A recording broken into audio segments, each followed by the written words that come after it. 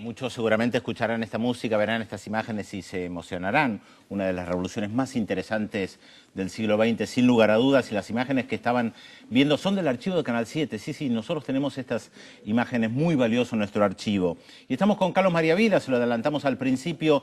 Vilas vivió 10 años en Nicaragua, vivió también en Honduras y escribió uno de los mejores libros que hay sobre la Revolución Sandinista en 1984, que además fue premio de Casa de las Américas en su momento. Gracias, Carlos, por estar con nosotros.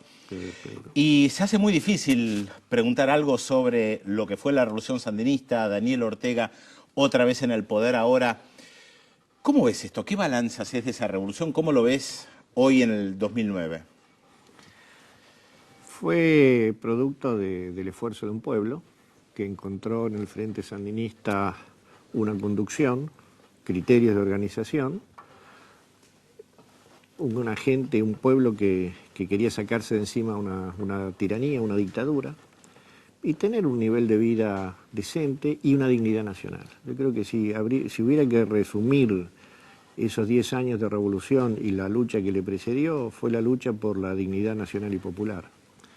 Y eso, una vez que se conquista, no se pierde más. Ahora, durante los 16 años que estuvieron fuera del poder, digamos, hubo muchos cuestionamientos y se habla del pacto de Ortega con el expresidente alemán y demás, y hay como mucha crítica, incluso desde los viejos sandinistas disidentes o aquellos que se fueron, digo, modelo Sergio Ramírez, el ex vicepresidente nicaragüense, en donde dice que todo empezó a caerse cuando se terminó la idea de proyecto colectivo y hasta de conducción colectiva, es decir, cuando se convierte en un personalismo, así acusan de personalista a Ortega, al Ortega de hoy. Muchas críticas con el Ortega de hoy. ¿Qué queda de la revolución sandinista en el Ortega de hoy? Queda una concepción de liderazgo político, queda un compromiso con ciertos valores básicos de satisfacción de necesidades, de participación popular masiva, que a veces a muchos analistas nos desorienta, la cosa ruidosa, bullanguera, plebeya, pero estas son sociedades plebeyas. Creo que queda eso. Creo que Daniel Ortega, más allá de políticas puntuales, es la vinculación institucional con un pasado insurreccional.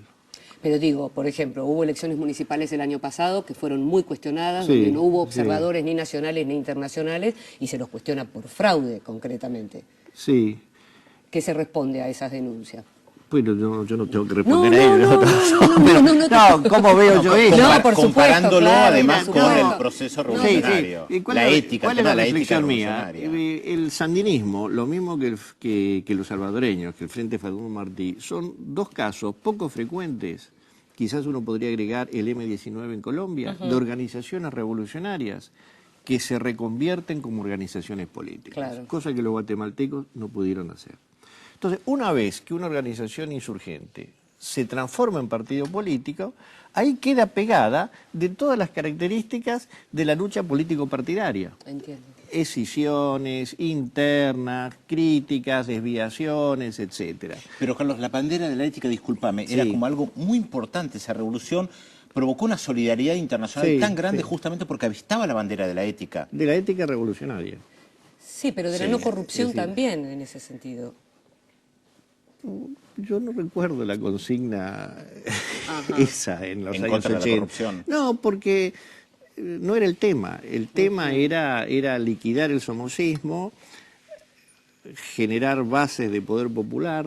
Las grandes conquistas de la revolución de los 80 se hicieron sobre la base de la participación del popular, la cruzada de alfabetización, la atención primaria y salud. Es decir, los grandes fracasos fueron más bien producto de decisiones que se tomaban entre grupos pequeños. Bueno, por ahí no era preciso lo de la corrupción, pero sí no las fortunas personales o, digamos, las ambiciones personales. Por eso te mencionaba la cuestión colectiva. Esa famosa piñata. Eso fue muy fuerte porque muchos dirigentes reprodujeron las conductas que habían criticado el somocismo. Pero eso irritó más a algunos sectores que a otros, porque a nivel popular, lamentablemente, No hubo tiempo de superar la creencia de que el que tiene poder tiene derecho a enriquecerse. Eso es algo que está profundamente arraigado en la cultura política, no solo de Nicaragua o Centroamérica, y realmente en esos 10 años, de los cuales años de construcción más o menos tranquila fueron los 2 o 3 primeros, a esa revolución le faltó tiempo, no le dieron tiempo. ¿No se lo dio a Estados Unidos? Yo te iba a preguntar justamente, ¿cuánto influyó en la pérdida de las elecciones la ofensiva militar de Estados Unidos? La insurrección triunfa el 19 de julio del 79 y el 4 o 5 de enero del 80 asume Reagan. Claro. Es decir, claro. Fue una revolución que murió chiquita. Y el agobio comenzó pronto. Y América Latina en dictaduras, que ni siquiera la podían sostener. Y América Latina en dictaduras. Es decir, yo viví en Honduras, yo vi cómo empezaron a llegar los primeros asesores argentinos, de los militares argentinos, a lo que después fue la contra. Ya que estamos en Honduras, podríamos aprovechar y preguntarte también, hay una negociación, hoy aparentemente se estarían encontrando los equipos del presidente Manuel Zelaya, del golpista Micheletti, en Costa Rica, Zelaya planteando un ultimátum hasta las 23:59 del día de hoy, sábado. ¿Cómo ves lo que está pasando? Con mucha preocupación, porque uno siempre prefiere una solución negociada a una solución violenta, siempre que la solución negociada garantice la vigencia de principios básicos que fueron violentados por el golpe militar. Entonces, esta no es una negociación entre iguales. Aquí hay un golpista y hay un presidente legítimo. Y no podemos verlo como dos iguales, como si ambos representaran lo mismo. ¿Qué es lo que está haciendo Estados Unidos? Casi plantearlos en un nivel de claro, igualdad. Eso, por lo menos algunos sectores de la diplomacia norteamericana, ¿no? Entonces, aquí lo que hay que plantear es el principio de la legitimidad democrática. Es decir, hay un presidente que fue víctima de un golpe. Y enfrente, del otro lado de la mesa de negociación, está el golpista. Ahora, entonces coincidís con esa lectura que dice que no desde el gobierno, pero sí desde segundas o terceras líneas o desde líneas diplomáticas se encendió la mecha para que ese golpe cívico-militar en Honduras prosperara, digamos, ¿no? De parte de Estados Unidos, quiero decir. Porque el propio Chávez esta semana lo excluyó a Obama de esta conspiración. Sí, no sería la primera vez que los cuadros operativos especializados en operaciones encubiertas tienen autonomía respecto de niveles superiores. Vos decís que hay un buen libro para leer sobre eso. Ah, sí, sí, estoy por recomendarlo. Siempre recomendamos libros. No, el libro se llama Legado de cenizas. Es de un investigador norteamericano, Tim Weiner. Claro, es un mamotreto así, acaba de salir traducido. De la CIA, un libro rojo. Claro, y ahí menciona varios operativos de esta índole, donde finalmente los jefes se enteraron después del desastre o cuando venían a felicitarlos, ¿no? Era una cuestión por la propia estructura.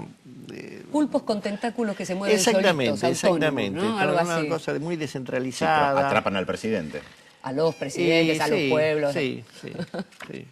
Por eso en Honduras lo que hay que plantear es el tema de principio y ver de qué manera a la fuerza bruta de la violentación de los principios uno consigue a los principios democráticos aportarle fuerza efectiva para que realmente tengan vigencia. Muchas gracias, Carlos, por estar acá con nosotros.